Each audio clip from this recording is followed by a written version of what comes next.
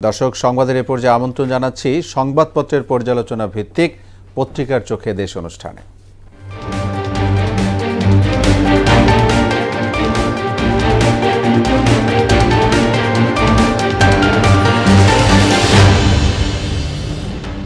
দেশের শীর্ষ দৈনিকগুলোর প্রধান প্রধান শিরোনাম নিয়ে আয়োজিত অনুষ্ঠানের আজকের অতিথি মোহনা টেলিভিশনের সিনিয়র রিপোর্টার রেজা খান। জনাব রেজা খান, আপনাকে স্বাগত জানাচ্ছি স্টুডিওতে। আপনাকে অসংখ্য ধন্যবাদ। আমরা পত্রিকার শিরোনামগুলো পড়ে এসে তারপর আপনার সাথে আলোচনায় যাব। আমি শিরোনামগুলো পড়ছি। প্রথমে আমার হাতে রয়েছে বাংলাদেশ প্রতিদিন। তারা আজকে শিরোনাম করেছে ঢালাও আসামি করায় প্রশ্নবিদ্ধ হচ্ছে মামলা, 12 ঘন্টা পর কাজে ফেরেন চিকিৎসকেরা। লিটন মিরাজের বিশ্ব রেকর্ড ঘুরে দাঁড়ালো বাংলাদেশ। রয়েছে ইত্তেফাক, তারা শিরোনাম করেছে অবৈধ অস্ত্র উদ্ধারে যৌথ অভিযান বুধবার থেকে। ডাক্তারদের কর্মবিরতিতে দিনভর দুর্ভোগে রোগীরা, সরকারি কর্মচারীদের সম্পদের হিসাব দেওয়ার নির্দেশ। জাতিসংঘ অধিবেশনে যোগ দেবেন প্রধান উপদেষ্টা ডক্টর ইউনূস। বানের ফায়দা লুটছেন চাল ব্যবসায়ীরা, সিন্ডিকেটের কালো ছায়া উত্তরে। চিকিৎসাহীন দুর্বিষহ একদিন, মেলেনি জরুরি সেবাও, এরকম শিরোনাম ছিল সমকালের। রয়েছে বাংলাদেশ প্রতিদিন, শিরোনাম জানবো হঠাৎ শাটডাউন চিকিৎসায়, অবর্ণনীয় দুর্ভোগ হাসপাতালে, বিচারের জন্য হাসিনাকে দেশে ফেরানো উচিত, সুরেন্দ্র কুমার সিনহা।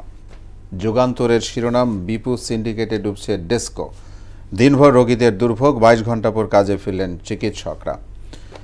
দেশ রূপান্তরের আজকের শিরোনাম নজিরবিহীন অবর্ণনীয় ভোগান্তি, সরকারি কর্মচারীদের সম্পদের হিসাব দেওয়ার নির্দেশ, ফেরত বিদ্যুতের 6,000 কোটির প্রকল্প।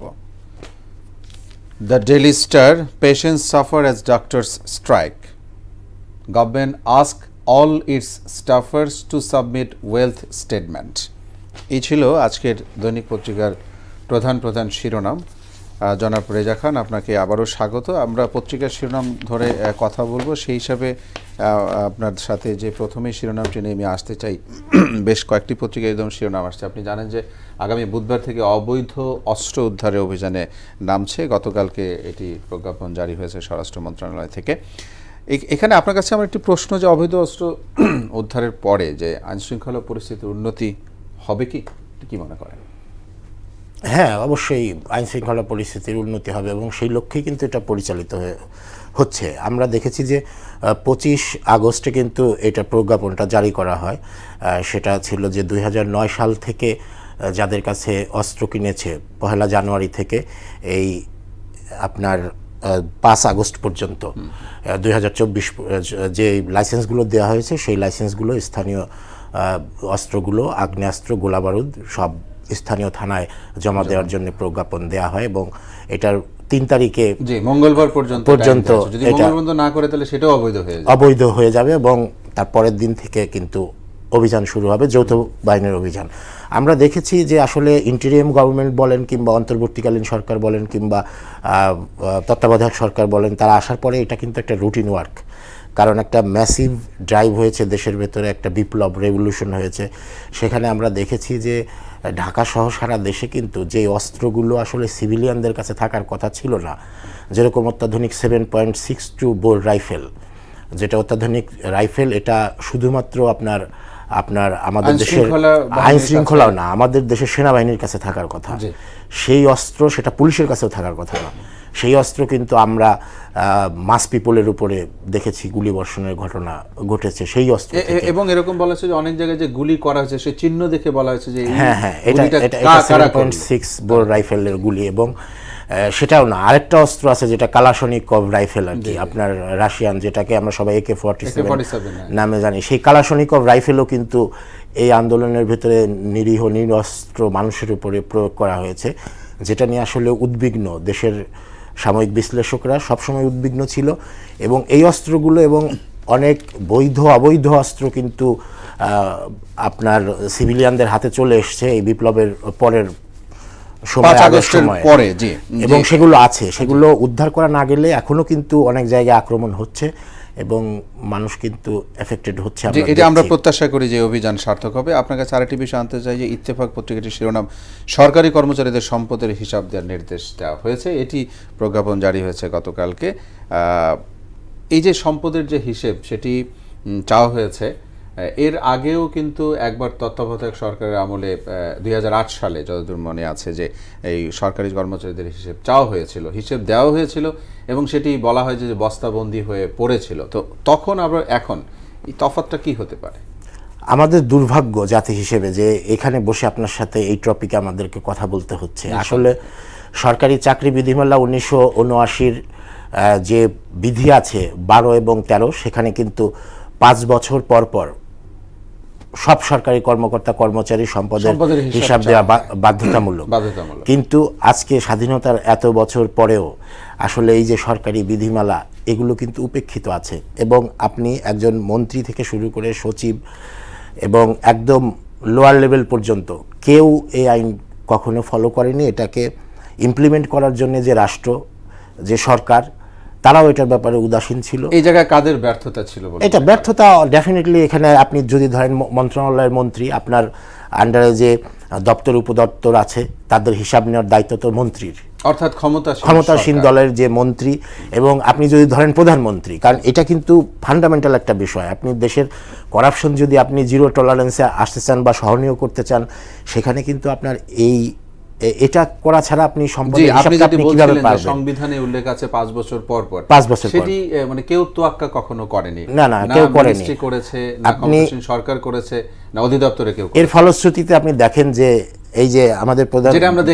প্রধানমন্ত্রী কিন্তু বলে গেছে যে তার একজন কর্মচারী 400 কোটি টাকার মালিক, এবং আমরা দেখেছি যে স্বাস্থ্যের ড্রাইভার মালিকের কথা আমরা ভুলে যাইনি, কিংবা প্রশ্ন ফাঁসের যে ব্যক্তি ছিল তার কথাও কিন্তু এই যে কিছুদিন আগেই আলোচিত। এই বিষয়গুলো এরা এত সম্পদের মালিক হয়ে গেছে, হ্যাঁ, ছাগল কাণ্ডের মতো এরা কিন্তু এই যে এত সম্পদের মালিক হয়েছে কিন্তু এই কারণে যে এর কোনো হিসাব নাই, তো কেউ কোনো হিসাব দেয়নি। অথচ একজন পিয়ন, সরকারি পিয়ন, ড্রাইভার থেকে শুরু করে একদম শীর্ষ মহল পর্যন্ত এটা কিন্তু হিসাব নেওয়ার কথা। তো এই কারণেই দুর্নীতি আসলে বেড়েছে, আমরা এটাকে নিয়ন্ত্রণ করতে পারিনি। যে এখনকার এই সরকার কতদিন থাকবে সেটি নিয়ে তো একটি অন্য বিষয়, যেহেতু গণতান্ত্রিক রাষ্ট্রে নির্বাচনে যেতে হবে, কিন্তু এখানে উল্লেখ করা হয়নি যে কত দিনের মধ্যে এই সম্পদের হিসাবটা জমা দিতে হবে। এক্ষেত্রে আপনি না, এটা তো আপনি সরকারি কর্মচারী নীতিমালাই আছে 5 বছর পর পর এটা না, মানে এখনকার যে এটা শুরু হবে যেটি যে মানে সরকারি সম্পদের হিসাব বিবরণী দিতে হবে, সেটির কোনো টাইম লাইন নাই যে কত দিনের মধ্যে এটা দেবে, এটা ঘোষণা আসবে।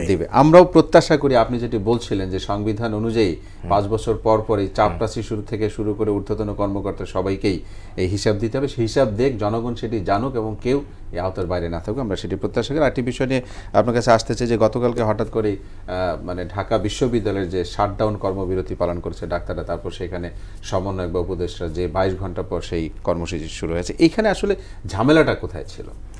আসলে এটা ইনসিডেন্ট থেকে হয়েছিল। একজন রোগী ওইখানে মারা যায় এবং সেটা বলা হচ্ছে যে চিকিৎসকদের ব্যর্থতা বা তাদের অবহেলা। এই ঘটনাগুলো কিন্তু আমরা প্রায়শই দেখি যে এই যে ভুল চিকিৎসা কিংবা অবহেলার দায় কিন্তু হাসপাতাল আক্রমণ করা হচ্ছে, চিকিৎসকদের আক্রমণ করা হচ্ছে। আমরা ডাক্তারদেরকে সুরক্ষা দিতে পারছি না, এবং ডাক্তারদেরকেও কিন্তু রোগীদের প্রতি যে সিম্প্যাথি বা তাদের প্রতি যে টেক কেয়ার করার বিষয়গুলো, সেগুলো অনেক সময় আমরা ল্যাপস দেখি আর কি। তো আসলে এই বিষয়গুলো খুবই অনাকাঙ্ক্ষিত। আর ডাক্তারের মতো এই পেশা, এরা যদি ধর্মঘটে যায়, হার্ডলাইনে যায়, দেশের জন্য খুবই ক্ষতিকর হবে। কিন্তু তারা কিন্তু কর্মবিরতিতে কালকে থাকার পরে কিন্তু তারা আবার সেখানে স্বাস্থ্য উপদেষ্টা গিয়েছিলেন, তিনি আশ্বাস দেওয়ার পরে তারা কিন্তু সেই কর্মবিরতি ধর্মঘট উইথড্র করেছে। যাই হোক, এটা আমাদের জন্য সুসংবাদ।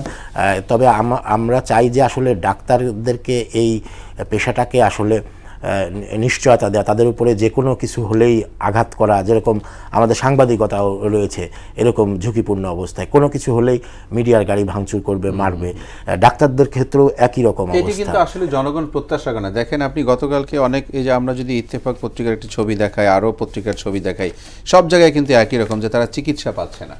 এটি কিন্তু হঠাৎ করে এরকম একটা ঘটনা ঘটে গেলে কিন্তু যারা ওখানে চিকিৎসা অবস্থায় আছেন তাদের জন্য অসুবিধা হয়, যারা চিকিৎসা নিতে যাবেন। এবং ঢাকা মেডিকেলের মতো একটি বড় চিকিৎসা কেন্দ্রে যদি এই ধরনের ঘটনা ঘটে, সেটির সাথে কিন্তু সারা দেশের সম্পৃক্ত। অবশ্যই ডাক্তারদের দায়িত্বশীল হতে হবে, আমাদের যারা পেশেন্ট আছে তাদের আত্মীয় স্বজন তাদেরকেও সহনশীল হতে হবে এইসব বিষয়ে। জি, নিশ্চয়ই আমরাও সেটি প্রত্যাশা করি। আমরা অনেক শেষের দিকে চলে আসি। আপনার কাছে আরেকটি বিষয় জানতে চাই। আপনি জানেন যে ঢাকা সংসদীয় 7 আসনের যে সাবেক সংসদ সদস্য হাজী সেলিম, উনি গতকালকে গ্রেফতার হয়েছেন ওনাকে, এবং একটি আজকে যে ডিবির পক্ষ থেকে যেটি বলা হয়েছে যে কোনো একটি মামলায় তাকে আসামি করে দিয়ে গ্রেফতার, মানে আদালতে তোলা হবে কোনো একটা মামলায় আসামি দিয়ে। আমি ওনার সম্পর্কে একটু জানতে চাই, যেমন ওনার 13 বছরের জেল হয়েছিল 2008 সালে, সেটি তারপর কমিয়ে 10 বছর করা হয়েছে। উনি এই পার পেয়ে গেল কিভাবে? আসলে ওনাদের তো দেশে, আমি কালকেও একটি কথা বলেছিলাম যে আমাদের দেশের যে ফান্ডামেন্টাল ইনস্টিটিউশনগুলো আছে সেগুলো আসলে অনেকটাই বিপর্যস্ত হয়ে পড়েছে। লেজুর বৃত্তি, অনিয়ম, দুর্নীতি, বিশেষ করে আমাদের দেশের বিচার বিভাগ। আপনি আইন আদালতকে প্রভাবিত করে রায় দেয়া বা প্রভাবশালীদের জন্য একরকম আইন, সাধারণ মানুষের জন্য আরেক রকম আইন। এরা এই যে 13 বছরের সাজা হয়েছিল সেটা সে কমায় কিন্তু 10 বছর আমরা দেখেছি যে করা হয়েছিল। এবং এরা আসলে বিচিত্র চরিত্রের মানুষ। এরা কি করে এটা কিন্তু বোঝা ক্ষমতাশীল মানুষ। এরা কি করে এটা কিন্তু গত 15 বছর 10 বছরে আমরা দেখেছি। তারা আইন আদালত প্রশাসনকে কিন্তু একেবারে নিজের হাতের ভেতরে নিয়ে তারা, মানে যেটা কিরনক বলা হয়, আমরা বলি ক্যাটস প, যেটা একদম কিরনকের ভেতরে নিয়ে তারা সেটাকে ব্যবহার করেছে। ছাত্র আন্দোলনের সময় কিন্তু সে আক্রান্ত হয়েছিল ধানমন্ডিতে। তবে সে আসলে বাক প্রতিবন্ধী, এখন তার কিন্তু কথা বলতে পারে না। যাই হোক, এখন উনি একটা রাজনীতির, একটা ঢাকার বিশেষ করে রাজনীতির একটা কি বলে ওটা নটরাজ টাইপের আর কি ক্যারেক্টার। আমরা দেখেছি যে ওনার বিরুদ্ধে অনেক নিউজ হয়েছে, পত্রিকায় অনেক অ্যালিগেশন আছে আর কি তার বিরুদ্ধে, তো অবৈধ সম্পদ অর্জন সহ।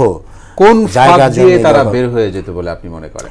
এটা প্রশাসনকে ম্যানেজ করে বা এখানে উচ্চ মহলকে ম্যানেজ করেই তারা সমাজে এই অনিয়মগুলো চালু রেখেছে, বা নিজেরা ব্যক্তিগতভাবে আইনকে ব্যবহার করেছে, প্রশাসনকে ব্যবহার করেছে। এছাড়া আর কি হতে পারে?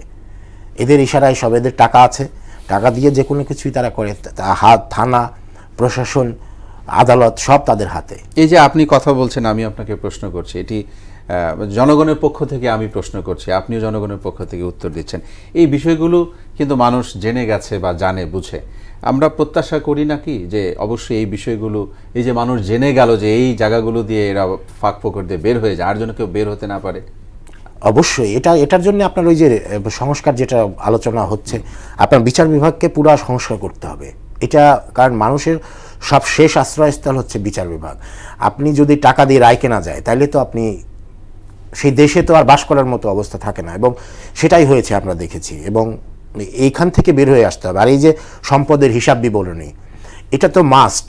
আপনার এটার কোনো অল্টারনেটিভ কোনো কিছু নাই যে আপনি এটা কীভাবে ব্যাক দিবেন, এটা করতেই হবে।